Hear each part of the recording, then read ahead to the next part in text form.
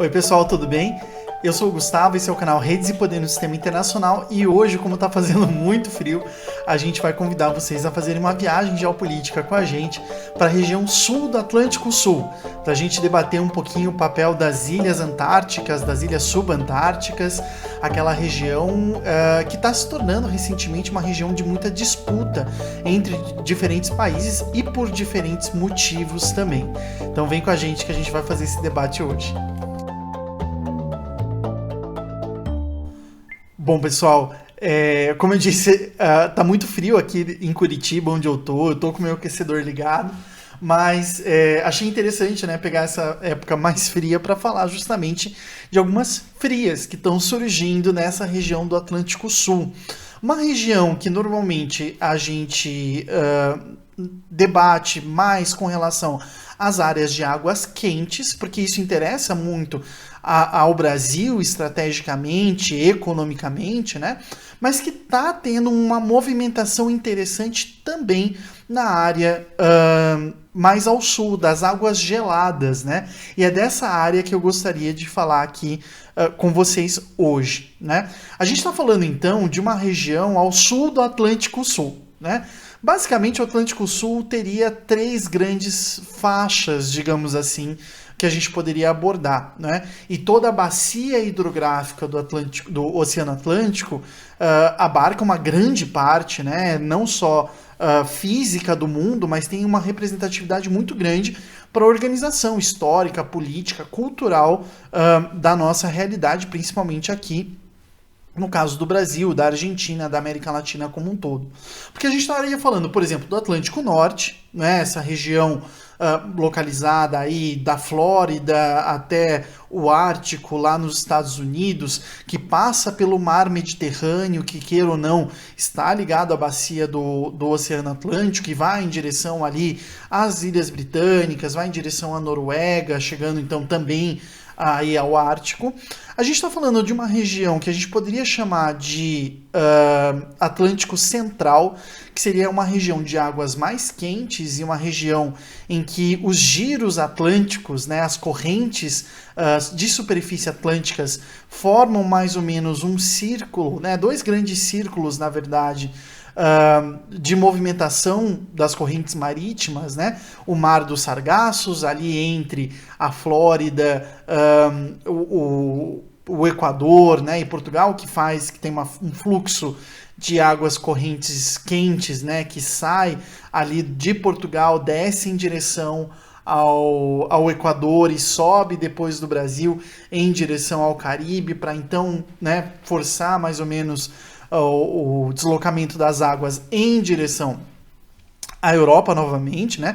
Por isso que a região interior a essa corrente leva o nome de Mar dos Sargassos. Sargasso é um tipo de planta que aparece muito flutuando nas regiões internas a essas correntes, né? E ao sul a gente também tem algumas correntes, né? A gente tem a corrente brasileira, que desce, né, do nordeste do Brasil em direção ao sul. E a gente tem as correntes, né, de Benguela, de água fria, que sobe ali em Luanda, né, na Angola, sobe nessa parte leste da África e vai em direção às Ilhas Canárias, né, lá ao norte, fechando um círculo, né? E a gente então tem a corrente das Malvinas, que é justamente uma corrente marítima de água fria que sobe em direção ao Brasil e que, portanto, faz esse deslocamento das águas quentes em direção à África, né, facilitando o contato. Esse assunto dos giros oceânicos é um assunto muito interessante. Eu sou muito leigo em geografia física em específico, né? Mas eu recomendo que vocês observem, olhem, porque muito da nossa história está pautada por esses giros, né? Inclusive por essas grandes correntes marítimas. Inclusive, o fato de que o James Cook, por exemplo, foi o capitão britânico que chegou na Austrália e que depois foi declarando a soberania britânica por uma série de ilhas ali da Antártida, está representada pela grande corrente Antártida. A corrente que foi selecionada pela National Geographic algumas semanas atrás para delimitar o novo oceano. Então tem mais esse fenômeno, né? A National Geographic, que é uma associação geográfica estadunidense que lá nos Estados Unidos tem uma reputação muito importante em temas geográficos, declarou recentemente que surgiu um novo oceano, né, que seria esse oceano austral, esse oceano do sul, que é o oceano Antártico, né, o oceano que gira em torno do continente Antártico, fechado, na verdade, por essas águas, né, de água fria, essas correntes de água fria que acabam delimitando mais ou menos a sua formação. Na verdade, já desde 1929 há uma discussão bem importante sobre a limitação desse oceano austral, digamos assim, né? O oceano Antártico. E desde 1929 a delimitação do oceano Antártico vai ficando cada vez mais próximo do continente da Antártida, né? Ou seja, quer dizer que os países cada vez mais estão atentando para chegar cada vez mais próximos na delimitação do que são águas próprias, do que são águas nacionais, né? Do que são águas internacionais nessa região, né?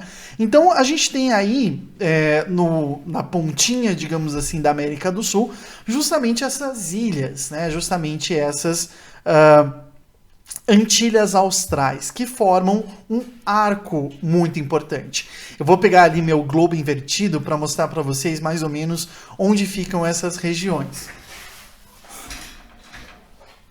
Não sei se vocês vão conseguir ver, mas aqui nesse globo invertido que eu tenho aqui, nós temos, deixa eu ver onde está aqui nessa região. Deixa eu ver como é que eu faço para ele focar mais.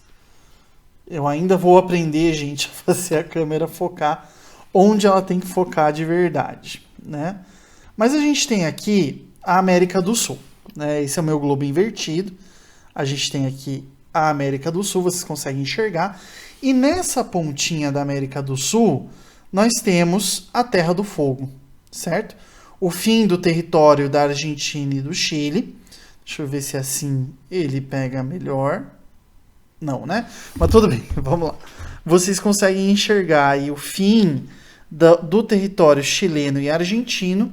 E a partir daí, nós temos um conjunto de diferentes ilhas que vão fazer a conexão com a Península Antártica, né, que está representada aqui, que são um conjunto de ilhas bem importante para a gente, porque justamente são essas ilhas das quais a gente vai falar. Vocês estão vendo ali para cima, né, justamente a Península Antártica, descendo ali do número 9, 10, em direção a essas ilhas, né, que envolvem não só as Ilhas Malvinas ou as Ilhas Falkland, mas envolve também um conjunto de outras ilhas que a gente vai abordar aqui, né? Então, deixa eu ver se eu consigo fazer com que ele me enxergue de novo. Aí, beleza. Essas ilhas que eu mostrei ali no meu globo invertido, eu fico muito feliz de ter um globo invertido agora, né? Seria o Arco das Antilhas Austrais, né? É um conjunto de ilhas que, na verdade, ele está numa certa continuação. Né, a gente tem ali mais ou menos esse movimento, né, de continuação, na verdade, da cadeia montanhosa mais importante da América do Sul, que são os Andes, né? Os Andes começam lá na Venezuela, vão em direção à Colômbia, descem em direção ao Equador, ao Peru, à Bolívia, chegam no Chile e na Argentina, vão ao sul, e ali no sul, justamente ali naquela região da Terra do Fogo, justamente aqui nessa região da Terra do Fogo, o que acaba acontecendo?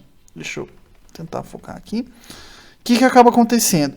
Esses Andes, eles acabam seguindo justamente em direção a essas ilhas que estão mostradas ali antes de chegar na Península Antártica. Então, o que acaba acontecendo?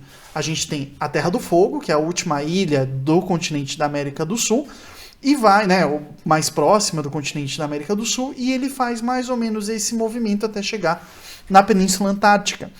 Isso é muito importante, porque essas ilhas são uma cadeia de uma dorsal oceânica, né? Ou seja, um conjunto de montanhas que alguns geólogos consideram uma continuidade dos Andes, ou seja, uma continuidade dessas montanhas que vai em direção, faz esse movimento, mas vai em direção à Península Antártica. Até foi muito interessante montar o roteiro desse vídeo, Vocês estão vendo que tá meio zoado, né?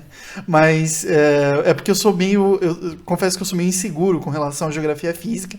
Tenho colegas que sabem muito mais do que eu.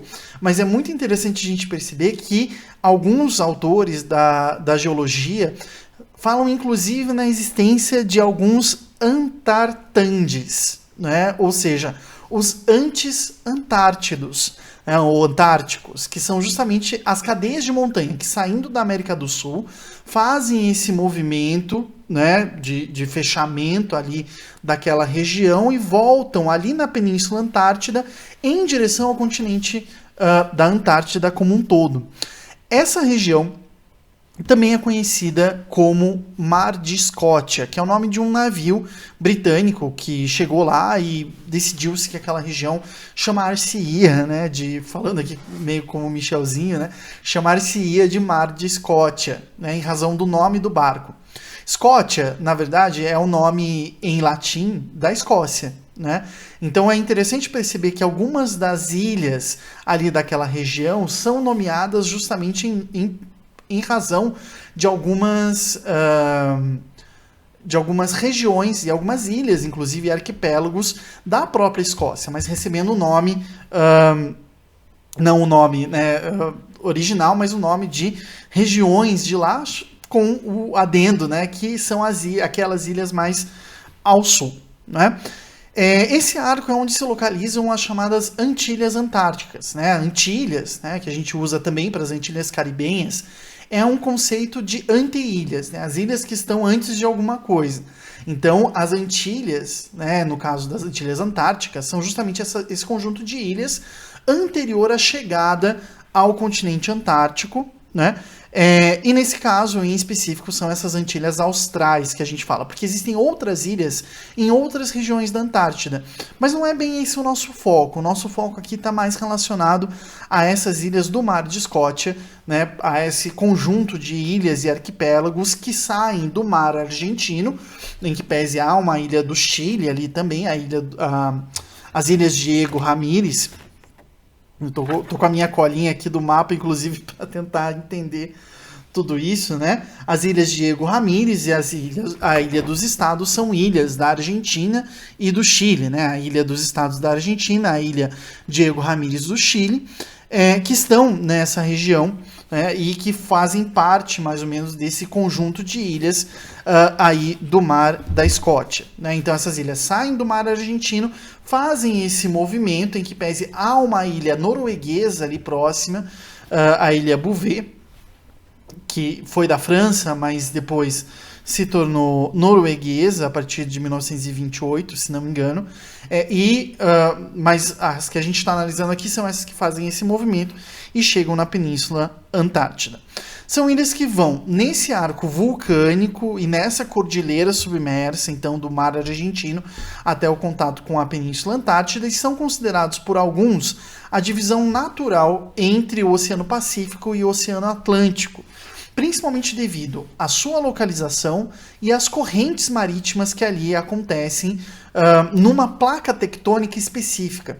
Essas ilhas, de uma forma ou de outra, elas demarcam o fim de uma placa tectônica pequenininha, chamada Placa de Escócia, justamente, em que a força das placas tectônicas da Antártida, do Pacífico e da América do Sul acabam, de uma forma ou de outra, forçando essa atuação vulcânica e formando, né, assim como no caso dos Andes, né, a subdução da placa de Nazca acaba formando as montanhas dos Andes aí no oeste da América do Sul. Também no caso dessas ilhas, né, elas são formadas por causa dessa atividade vulcânica. Bom, a gente tem, entre essas Antilhas Austrais, digamos assim, 7 entidades territoriais sob jurisdição do Tratado Antártico. Ou seja, são ilhas onde se pode ter base militar, mas ilhas que, por enquanto o Tratado Antártico vigorar, não podem ser ocupadas permanentemente, não podem ser alvo de disputa de soberania por parte de nenhum país. Essas ilhas são as Ilhas Órcadas do Sul, que tem bases da Argentina e do Reino Unido, mas que não tem definição sobre soberania. As ilhas Shetland do Sul, Órcadas e Shetland são ilhas também da Escócia, né? E outras ilhas que estão mais localizadas, mais próximas da Península Antártida, não tanto nessa região do Mar de Escócia, mas na Península Antártida, como o Arquipélago Palmer, a Ilha Adelaide, a Ilha Alexandre I, a Ilha Látade e a Ilha Charcot, que são ilhas que estão no continente Antártido e, portanto, não podem ser consideradas ilhas né, pertencentes a ninguém, porque estão sob jurisdição desse Tratado Antártido. Nós temos um conjunto de rochedos que não tem habitantes, que são justamente rochas que estão localizadas, né, cumes de montanhas, na verdade, que estão localizadas acima do mar, e que é bem interessante porque fazem parte de um mito ali da região, que são as Ilhas Aurora, chamadas Ilhas Aurora. Em português e em espanhol, Ilhas Aurora é o nome desses rochedos, mas em inglês eles se chamam Shag Rock e Black Rock, ou seja, eles não têm esse conceito de Ilhas Aurora. Quando você procura, por exemplo, na Wikipédia, Ilhas Aurora, o que aparece é um mito de ilhas fantasmas, porque justamente ali, nessa região onde elas estão, existem muitos bancos de areia, e que, na verdade, formam, né, áreas muito traiçoeiras para quem está navegando por lá e pode, de repente, naufragar numa região de águas geladas, muito próxima do polo, onde há pouca circulação de pessoas. Né?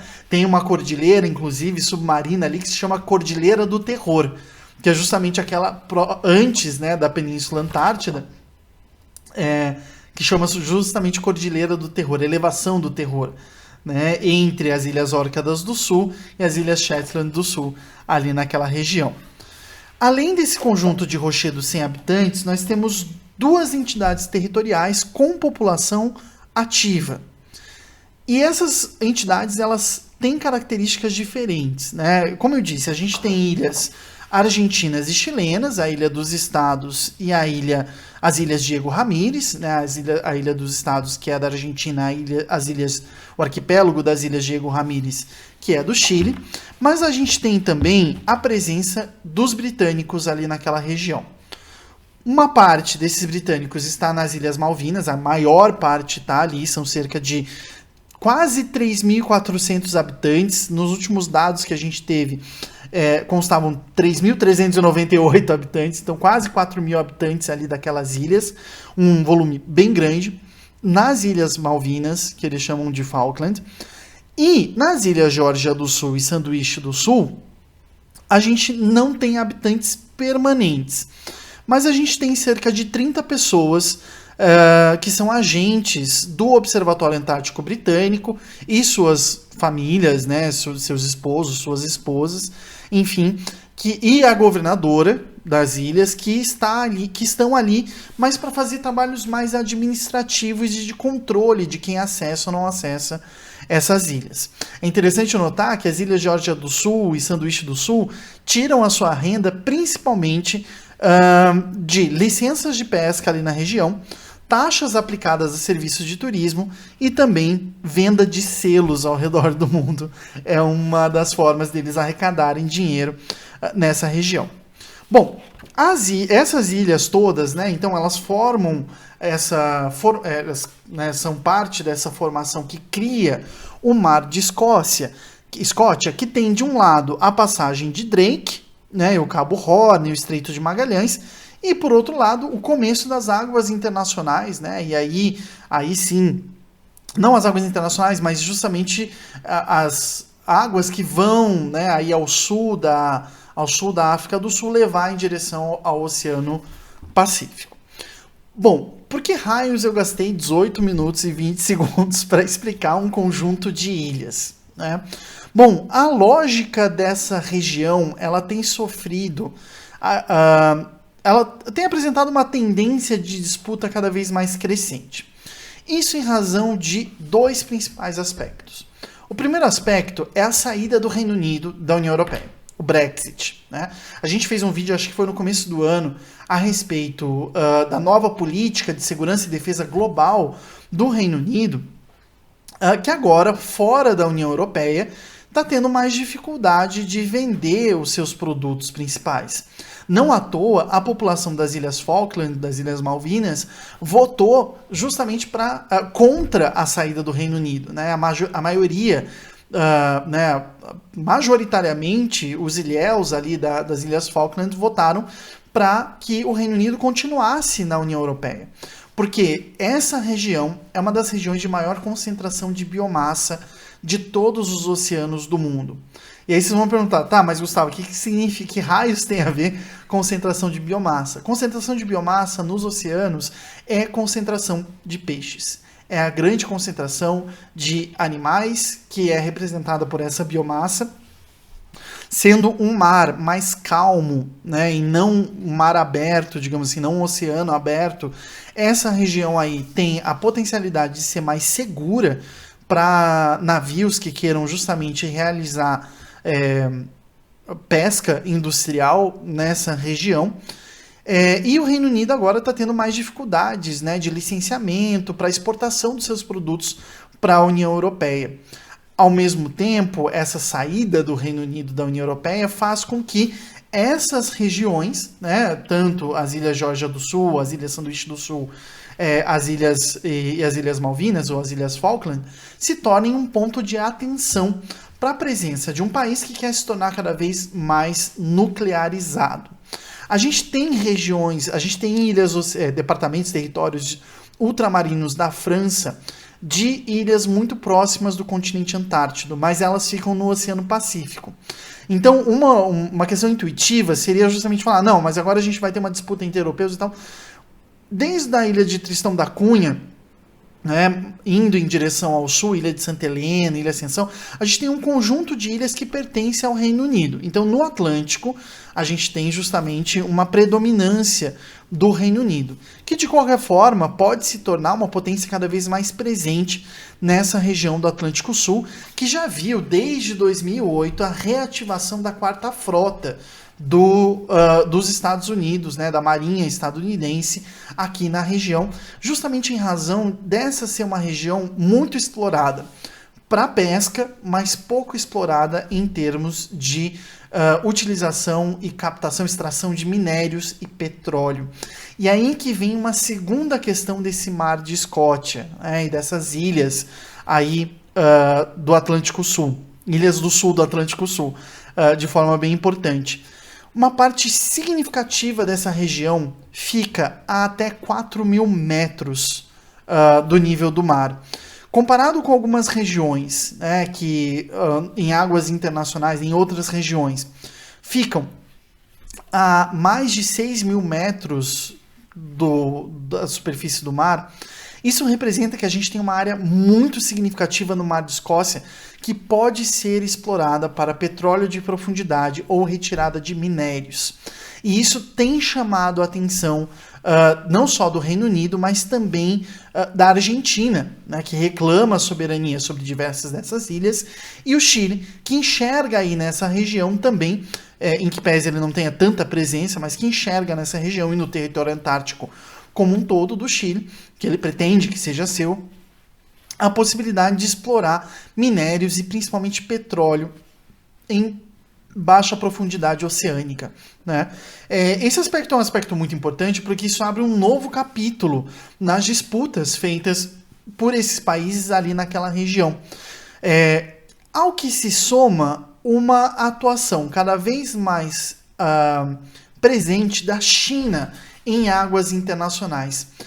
A China recentemente tem aparecido muito no noticiário lá da Argentina, principalmente por causa desse aspecto, principalmente por causa dessa questão, ou seja, os barcos pesqueiros chineses têm chegado cada vez mais próximos da linha que separa as águas internacionais das águas territoriais argentinas, da zona econômica exclusiva. Eles não têm entrado, mas eles têm chegado no limite dessas linhas para fazer as suas caças e as suas pescas, né? Qual que é a grande questão? Acontece que simplesmente a gente não tem como... A natureza não respeita os tratados internacionais, né? Os tratados internacionais são convenções entre os homens. Então há muitos questionamentos a respeito disso, porque a China ela não está infringindo nenhuma regra. E ela está no direito dela de recolher como patrimônio da humanidade recursos e alimentos que sirvam à sua população. Só que a presença desses barcos pesqueiros em águas internacionais pode afetar, sim, a navegação e pode afetar também a pesca nessa região que é muito utilizada e que tem uma das maiores concentrações de peixe do mundo, né? Então acho que aqui tem um aspecto estratégico, econômico de recursos, né? E pensando na China, que tem 1 bilhão de habitantes, né? Que tem que se preocupar com segurança alimentar para toda essa população. Coisa que o governo do Brasil fazia e não faz mais, né? Então a gente tem, de uma forma ou de outra, essa realidade em que essa região do Mar da Escócia se torna, de uma maneira ou de outra, um reservatório muito importante de recursos, tanto minerais como petrolíferos, de gás, portanto, né, e também pesqueiros, mas junto com a falta de execução, digamos assim, do canal da Nicarágua, a prevalência dos Estados Unidos sobre o canal do Panamá, cada vez mais a utilização de rotas por vias da Antártida por navios que queiram fazer comércio internacional, né? Superadas algumas questões tecnológicas, se tornou cada vez mais fácil para navios se manterem durante longos períodos de tempo por meio dessa rota também para chegar no Atlântico como um todo, né? Então, a gente pode enxergar um uso cada vez maior da passagem de Drake, do Cabo Horn ou do próprio Estreito de Magalhães, mas sobretudo a passagem de Drake, que fica em águas internacionais, para comércio internacional, o que torna essa região uma região muito importante a prestar atenção, tanto em razão das consequências ambientais desse comércio internacional, mas também daquilo que será feito pela Argentina, pelo Chile, pelo Reino Unido, para tentar de uma forma ou de outra controlar ou demandar tributos sobre essa circulação marítima ali naquelas regiões de caráter comercial. Então acho que é isso. Eu prometo que eu vou tentar. Quem sabe quando a gente ficou muito feliz que a gente chegou em 850 inscritos ontem, terça-feira. Então hoje a gente comemora com vocês e quem sabe aí quando a gente chegar em 1.000 inscritos, a gente já começa a ter capacidades técnicas de colocar mapas e tudo mais, né? Mas espero que vocês tenham gostado dessa discussão e é uma região importante para a gente observar aí nos próximos anos. Tá bom, gente? Obrigado e até mais.